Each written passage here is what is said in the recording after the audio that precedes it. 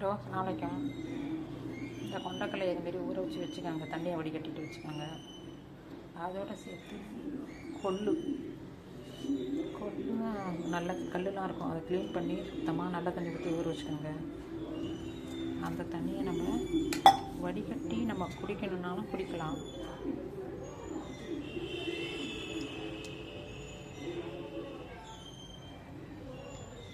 தண்ணியை வடிகட்டி குடிச்சிடணும். அப்படி இல்லைன்னு சொன்னால்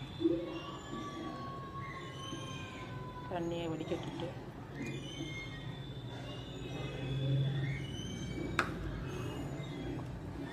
கொள்ளு ஊறினது அது ரெண்டையும் ஒன்றா சேர்த்து கொண்டக்கடலையும் கொல்லையும் ஒன்றா சேர்த்து வேக வச்சுருங்க.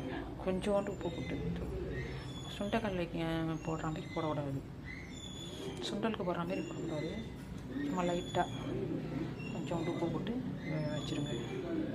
வெந்த பிறகு மிக்சியில் போட்டு பல்ஸ் மோட்டில் ரெண்டையும் ஒன்றா மிக்ஸ் பண்ணி அரைச்சிக்கணும்.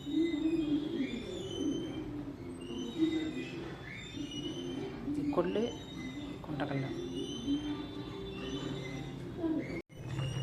கொண்டக்கடலையும் கொல்லையும் இதே போல் வேக வச்சுக்கோங்க. கொஞ்சமாக தண்ணி ஊற்றி இப்போ வெந்துடுச்சு, அதை வடிகட்டிடுவோம்.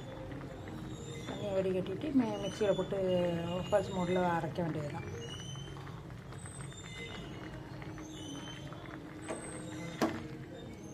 அடுப்பை ஆஃப் பண்ணிவிட்டு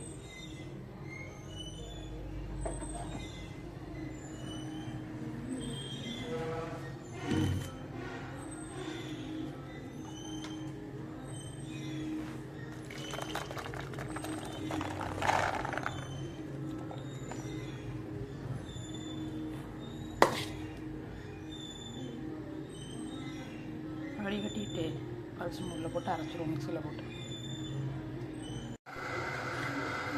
வேக வச்ச கொண்டக்கடலையும் கொல்லையும் மிக்சியில் அரைச்சிட்டு வந்தாச்சு. தேவையான அளவு தேங்காய், தேவையான அளவுக்கு சர்க்கரை,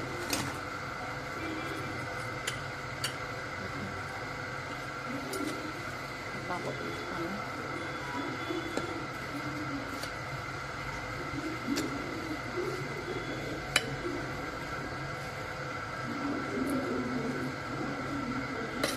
சாப்பிட வேண்டியது தான்.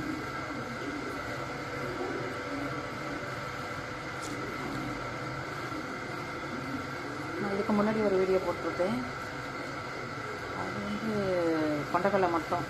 இப்போ கொள்ளும் கொண்டக்கடலையும் சேர்த்து கலந்து செய்கிறது. இப்படி கொண்டக்கடலை மாவும் சொல்கிறதா புட்டுன்னு சொல்கிறதா தெரியல. கொண்டக்கடலை புட்டுன்னே சொல்லலாம். கொண்டக்கடலை கொள்ளு புட்டு. நாங்கள் சர்க்கரை போட்டுக்கலாம், சர்க்கரை பிடிக்கலன்னா ஜீனி போட்டுக்கலாம். சாப்பிட்டு பார்த்து எப்படி இருக்குன்னு சொல்லுங்கள். ஓகே, அஸ்ஸலாமு அலைக்கும்.